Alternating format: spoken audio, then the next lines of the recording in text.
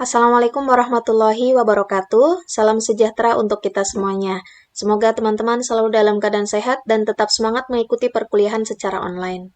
Baik, di kesempatan kali ini kita akan melanjutkan pembahasan materi dari mata kuliah Digital Citizenship pertemuan kelima, materinya mengenai Cyber Security Awareness.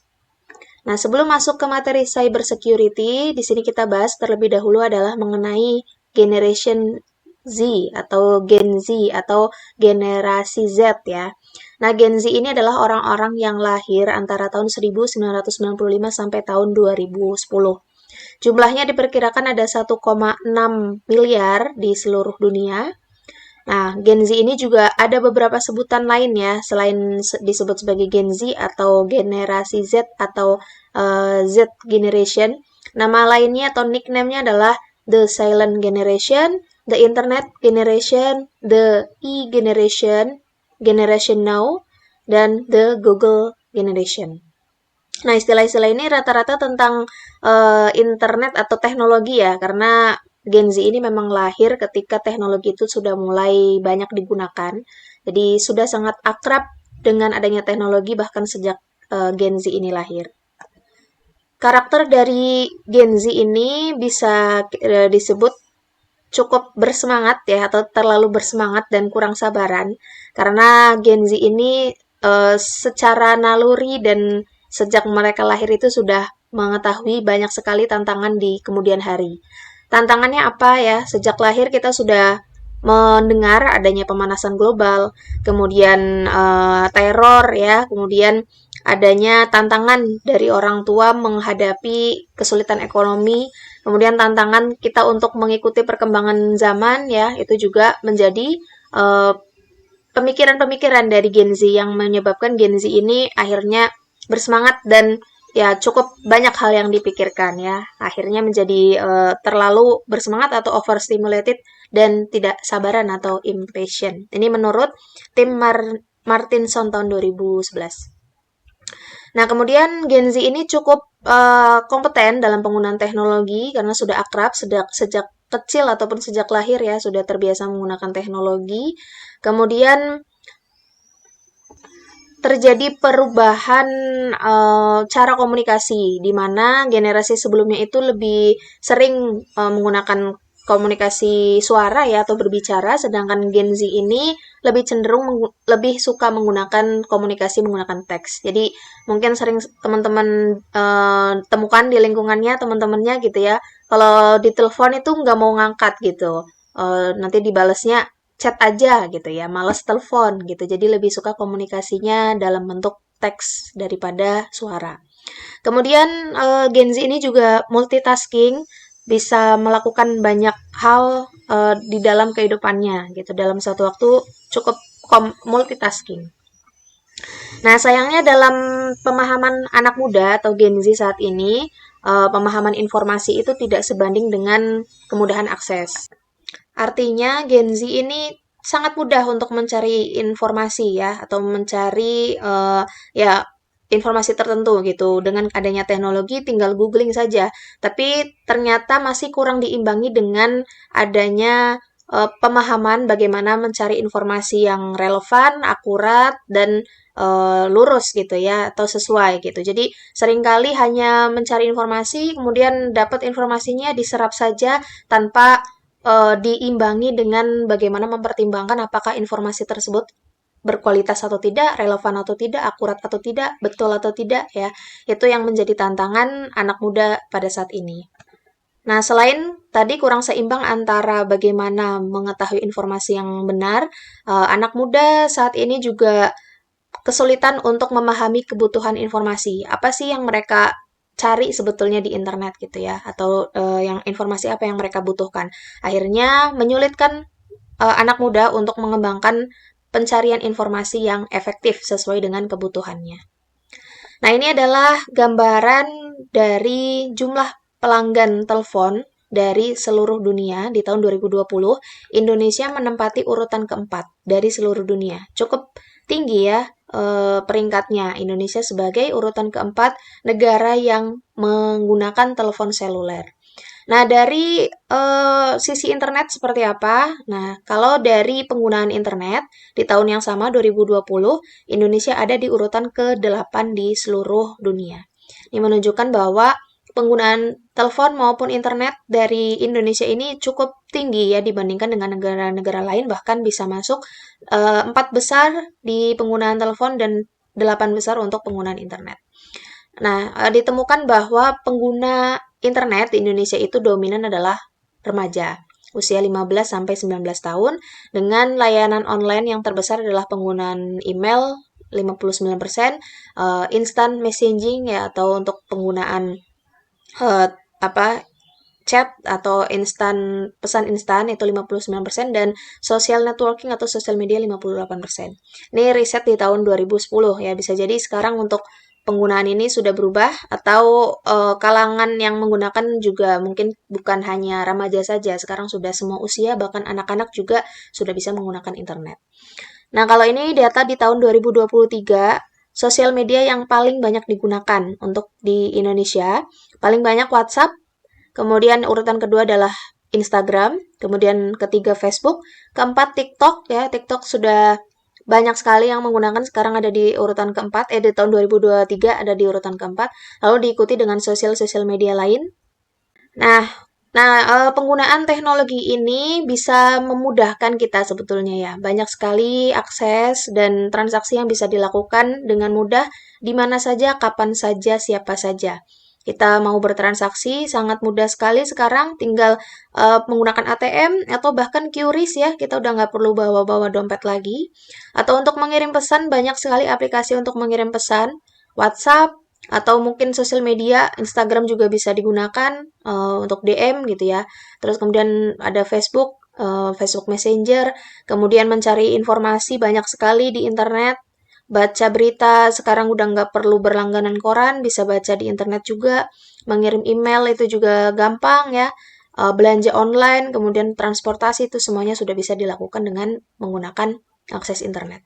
Jadi memudahkan akses dan transaksi di mana saja, kapan saja, dan oleh siapa saja. Nah, namun kemudahan ini juga memiliki manfaat dan resiko.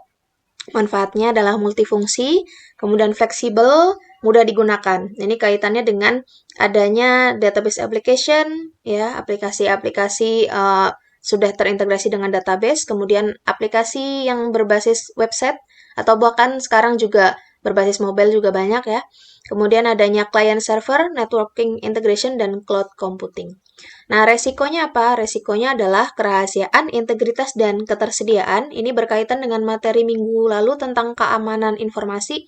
Tujuannya adalah untuk kerahasiaan, ketersediaan, dan integritas. Itu menjadi resiko terlalu banyaknya akses dan transaksi yang ada di internet ya. Kemudian otentisitas kadang-kali diragukan ya apakah informasinya otentik atau tidak. Kemudian resikonya adalah nirsangkal, artinya transaksi-transaksi tertentu misalkan perbankan itu kalau sudah masuk ke histori transaksi itu sulit untuk disangkal ya.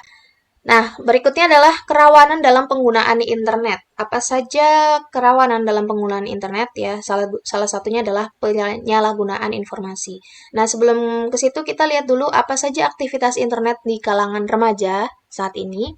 Biasanya remaja banyak menggunakan internet untuk yang pertama adalah sosial media atau social networking ya.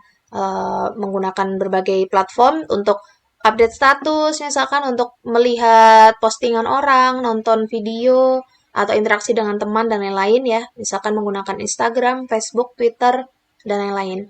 Kemudian aktivitas kedua adalah untuk instant messaging atau untuk komunikasi secara instan. Misalkan WhatsApp, Telegram gitu ya, yang sekarang familiar kan WhatsApp. Kemudian bermain game online, berbagai macam pilihan game online. Kemudian komunikasi via email, menggunakan Google Mail atau Gmail ya yang sekarang populer. Kemudian mencari informasi mengenai pelajaran sekolah, biasanya googling untuk nyari materi ataupun belajar ya. Nah, dalam aktivitas-aktivitas yang dilakukan tadi, ada beberapa informasi yang bisa dimanfaatkan atau dicuri ya oleh orang yang tidak bertanggung jawab. Pertama adalah dari username dan password akun situs tertentu. Seringkali bocor informasi username dan passwordnya, akhirnya bisa login orang yang tidak bertanggung jawab tersebut, kemudian memanfaatkan akun sosial media kita atau akun platform kita untuk disalahgunakan. Kemudian bisa juga informasi yang diambil itu adalah data pribadi atau foto pribadi, jadi hati-hati ya untuk men-sharing data-data pribadi maupun foto, karena bisa dimanfaatkan oleh orang lain, ataupun isi percakapan, atau yang lain-lain. Banyak sekali hal-hal yang bisa dimanfaatkan. Celah untuk melakukan kejahatan, memanfaatkan informasi yang kita sebarkan di sosial media itu banyak sekali. Nah, tekniknya apa saja yang bisa dilakukan oleh orang yang tidak bertanggung jawab atau hacker ya? Teknik hackingnya adalah yang pertama, target spoofing. Aksi penipuan yang dilakukan melalui berbagai saluran, misalkan email, website, SMS, ataupun bahkan alamat IP. Biasanya teknik ini si hackernya mengatasnamakan dari institusi terpercaya atau orang tertentu ya, kemudian menyebarkan atau mengirim pesannya itu melalui email, website, atau SMS. Misalkan mengaku sebagai bank apa gitu ya, mengirim lewat email untuk melakukan tindakan tertentu untuk pengamanan akun, misalkan seperti itu. Jadi mengatasnamakan dirinya menjadi suatu institusi atau orang tertentu, tujuannya adalah untuk menipu atau mengelabui dari korbannya. Kemudian yang kedua adalah session hijacking, bentuk kejahatan cyber yang mencoba untuk merebut kendali sesi koneksi antara pengguna dan server. Contohnya misalkan X ya menelepon Y. Kemudian ada orang yang tidak bertanggung jawab namanya Z, dia mengambil alih percakapan si X dan Y tadi, di mana si Z ini mengambil alih percakapan Y sebagai X, jadi berpura-pura menjadi si penelpon. Nah, padahal sesi dari telepon itu sudah dibajak atau dikendalikan, diambil alih kendalinya oleh si Z ini. Kemudian yang ketiga adalah manipulasi data. Proses mengubah, mengatur, dan mengelola data agar lebih terorganisasi sehingga lebih mudah dianalisis serta diinterpretasikan. Ya, berbagai cara manipulasi data, misalkan dilakukan filtering, agregasi, dan lain-lain ya. Kemudian denial of service atau DOS, ini sudah dibahas di pertemuan sebelumnya. Jadi menghabiskan resource dari suatu sistem dengan cara membanjiri dengan traffic palsu ya, supaya tidak bisa diakses layanannya oleh pengguna yang sesungguhnya. Kemudian teknik lain, keyloging atau keylogger, jadi membaca ketukan dari keyboard ataupun ya keyboard ya yang dilakukan oleh si pengguna. Jadi akan terbaca username-nya apa, password-nya apa, atau PIN-nya apa dari teknik keylogging atau keylogger ini.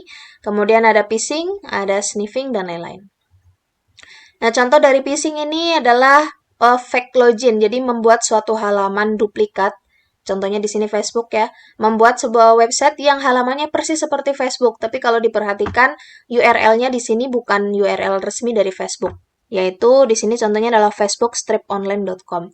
Jadi ketika si username tidak sadar bahwa URL-nya itu tidak sesuai, kemudian langsung masukin username dan password, klik login, nah pada saat itulah username dan password-nya diambil atau dicuri oleh orang yang tidak bertanggung jawab. Kejahatan dunia maya ya, banyak sekali kasus yang terjadi pada penggunaan dunia maya. Yang pertama ada pencurian. Pencurian ini banyak sekali, pencurian data, pencurian kartu kredit misalkan ya. Jadi datanya itu diambil oleh orang yang tidak bertanggung jawab untuk mungkin disebarkan atau diperjualbelikan di pasar gelap. Nah, itu sering terjadi kasus seperti itu. Kemudian kasus berikutnya adalah penipuan, contohnya pemalsuan identitas. Misalkan bertemu di sosial media ya menggunakan nama samaran, fotonya juga foto editan. Ternyata kasusnya di sini adalah sudah menikah selama 5 bulan, ternyata baru sadar istrinya adalah seorang waria. Jadi pemalsuan identitas. Atau penculikan. Contohnya ini sering terjadi beritanya sampai saat ini ya, berkenalan di sosial media. Kemudian komunikasi hanya melalui sosmed saja, telepon ataupun DM gitu ya, chatting. Kemudian ketika diajak bertemu ternyata korbannya diculik, tidak pernah pulang. Kemudian bagaimana cara untuk mengantisipasi resiko dalam kejahatan internet? Yang pertama adalah penggunaan password yang aman. Password yang aman ini bisa kita gunakan dari beberapa kombinasi karakter ya, misalkan huruf besar, huruf kecil, angka, dan karakter khusus. Kemudian kita ganti passwordnya secara berkala, dan untuk beberapa akun jangan gunakan password yang sama. Jadi ya satu kelemahan juga kalau kita punya 5 platform, lima-limanya passwordnya sama. Jadi ketika salah satu dihack ya bisa memungkinkan situs yang lain juga akan dihack kalau passwordnya sama. Kemudian jangan melakukan sharing password. Kemudian gunakan password manager untuk memudahkan mengingat banyak password. Gunakan hanya di komputer pribadi. Atau kita punya catatan yang memang aman ya untuk menyimpan password-password kita yang mungkin banyak gitu ya supaya tidak lupa. Kemudian tips yang kedua adalah perilaku sehat dalam berinternet. Yang pertama adalah membagikan informasi yang bermanfaat, yang sudah kita pastikan kebenarannya, kita informasikan atau kita bagikan informasi tersebut. Kemudian mengunggah isi atau konten yang bersifat membangun dan positif. Bersosial media tidak asal menerima atau menambah teman. Jadi hati-hati juga untuk menambah koneksi di internet ya. Jangan sampai tadi terjadi kasus penipuan identitas gitu ya. Kemudian yang keempat adalah memisahkan akun pribadi dengan akun untuk game. Jadi kalau teman-teman suka main game, kemudian perlu untuk koneksi ke email, usahakan email untuk misalkan perbankan gitu ya, berbeda dengan email yang digunakan untuk game ataupun hiburan. Kemudian tips yang ketiga adalah mengatur akun di dunia maya dengan baik. Caranya untuk yang pertama adalah selalu logout kalau sudah selesai digunakan. Kemudian selalu hati-hati karena smartphone itu selalu online setiap saat ya. Kemudian perhatikan setting, optimalkan security, kemudian minimalkan penggunaan atau penyebaran data pribadi seperti alamat rumah, kondisi keluarga, tanggal lahir, nama lengkap, dan lain-lain gitu ya. Karena ini hanya dunia maya, jadi jangan over sharing informasi atau data pribadi. Kemudian ancaman penggunaan smartphone, ini hanya beberapa saja ya, contohnya ada pembajakan Bluetooth. Nah, mungkin sekarang udah kurang populer Bluetooth ya. Kemudian spyware, ini salah satu bentuk malware yang mereka menginstal dirinya di perangkat kita tanpa kita sadari dan akan mengambil atau akan memata-matai ya, mengambil data pribadi kita. Kemudian SMS forwarder. Kalau sekarang mungkin SMS kurang populer ya, tapi masih terjadi adalah di WhatsApp forwarder. Jadi ketika teman-teman menerima WA yang berbahaya atau misalkan biasanya sih yang menarik gitu ya, misalkan dapatkan bantuan prakerja senilai 3 juta misalkan dengan klik link ini. Nah, karena sangat menarik informasinya, kemudian diklik linknya. Nah, ternyata itu bukan informasi yang sebetulnya gitu ya. Ternyata itu adalah WA atau WhatsApp forwarder. Jadi ketika teman-teman mengklik link tersebut, akan otomatis linknya disebarkan di WA teman-teman ke berbagai grup ataupun kontak yang ada di WA. Nah, itu termasuk ke ancaman yang ketiga ini. Kemudian pencurian data, ya, pencurian data yang tadi sudah dijelaskan di depan. Nah, salah satu teknik di dalam mengamankan sistem, ya, itu ada namanya teknik kriptografi. Ya, ini berhubungan dengan kata sandi ataupun melindungi data maupun informasi yang ada di internet. Nah, tanpa kita sadari ya, di dalam kehidupan sehari-hari kita selalu menggunakan kata sandi untuk berbagai kebutuhan. Misalkan login ke sosial media, ataupun kita transaksi perbankan ya, memasukkan username ataupun PIN ATM juga, atau mungkin membuka file rahasia ya, misalkan file yang dilindungi dengan password atau kata sandi. Nah, tujuan dan manfaat dari kriptografi itu apa? Yang pertama adalah untuk kerahasiaan pesan, supaya pesannya bisa dirahasiakan dari orang yang di luar penerima ya, di luar penerima dan pengirim. Kemudian integritas pesan, supaya pesannya itu tidak diubah-ubah, jadi sesuai antara yang dikirim dengan yang diterima itu sama persis gitu ya. Autentikasi pesan, jadi hanya bisa dibaca ataupun diterima oleh yang memang ditujukan pesannya. Nah, sandi atau kriptografi ini bisa membuat pesan hanya bisa dipengerti oleh pihak-pihak yang berwenang saja. Dengan kriptografi, penyadapan mungkin masih bisa dilakukan, tapi pesannya tidak bisa dimengerti oleh penyadap. Contohnya di WhatsApp ya, yang kita gunakan platform sehari-hari untuk instant messaging atau pengiriman pesan secara instan, itu juga sudah menggunakan enkripsi ya. Namanya kalau di WhatsApp itu end-to-end encryption. Ya, jadi mengamankan pesan baik itu teks, foto, video ataupun panggilan antara penerima sama pengirim ya, dan penerima itu hanya mereka saja yang bisa membaca. Di luar itu tidak akan bisa membaca termasuk pihak WhatsApp-nya. Ya, klaimnya seperti itu dari WhatsApp menggunakan teknik pengamanan end-to-end encryption. Jadi mengamankan supaya data dan informasi yang dikirimkan itu tidak bisa dibaca oleh di luar si pengirim dan penerima. Kemudian sandi ini atau enkripsi memastikan agar pesan yang diterima sama dengan pesan yang dikirim, atau nama lainnya adalah tadi integritas ya. Datanya sama persis antara yang dikirim dengan yang diterima. Di sini teknik sandi biasanya menggunakan teknik hash atau fungsi hash. Contohnya adalah MD5. Jadi untuk enkripsi ini selain enkripsi password, itu pesan juga bisa dienkripsi ya, supaya selalu otentik antara yang dikirim dengan yang diterima sama dan juga tidak bisa dibaca oleh pihak di luar si pengirim dan penerima. Kemudian otentikasi, ya tadi ya, supaya menghambat dari pihak yang tidak berwenang supaya tidak bisa mengakses pesan atau informasi. Bisa juga untuk melindungi data password ya, supaya yang disimpan itu biasanya dalam bentuk enkripsi antara teks yang disimpan, teks yang diketik, misalkan passwordnya 12345. Dengan teks yang disimpan di database itu biasanya sudah dienkripsi, jadi bentuknya atau karakternya bukan lagi 12345. Ya, mungkin teman-teman sudah pernah belajar mengenai database, sudah dikenalkan mengenai enkripsi, salah satunya tadi menggunakan MD5. Nah, kemudian tips dalam memilih password yang kuat, tipsnya adalah jangan memilih password dari kata yang ada di kamus. Kemudian jangan gunakan password menggunakan hari ulang tahun atau tanggal ulang tahun ya, nama sendiri atau nama orang tua, nama pacar, nama istri, kemudian nama anak mungkin atau hari perkawinan, tanggal perkawinan jangan gunakan, itu sangat rawan sekali. Kemudian tipsnya mencampurkan atau mengkombinasikan huruf, angka, dan karakter khusus. Kemudian campurkan, kombinasikan huruf besar dan huruf kecil. Semakin panjang password, semakin baik. Apalagi kalau kombinasinya tadi campur ya, huruf besar, huruf kecil, angka, dan karakter khusus. Bisa kita gunakan juga gabungan dari beberapa unsur seperti nama, tanggal lahir, beberapa informasi yang bisa diingat dengan teknik tertentu ya, yang kita bisa mengingat tapi sulit untuk orang itu menebak. Contohnya misalkan di sini namanya Jono Wibowo, passwordnya menjadi JOW ya, huruf besar dan kecil.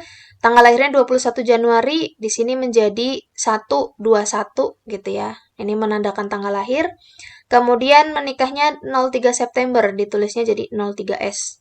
Jadi meskipun informasinya tadi menggunakan informasi yang disebutkan di awal itu jangan digunakan ya, campuran nama, tanggal lahir, tanggal perkawinan, tapi tetap bisa digunakan, tapi memang ditulisnya jangan apa adanya gitu, harus dikombinasikan dan dibuat sedemikian rupa supaya mudah diingat tapi sulit untuk ditebak oleh orang lain.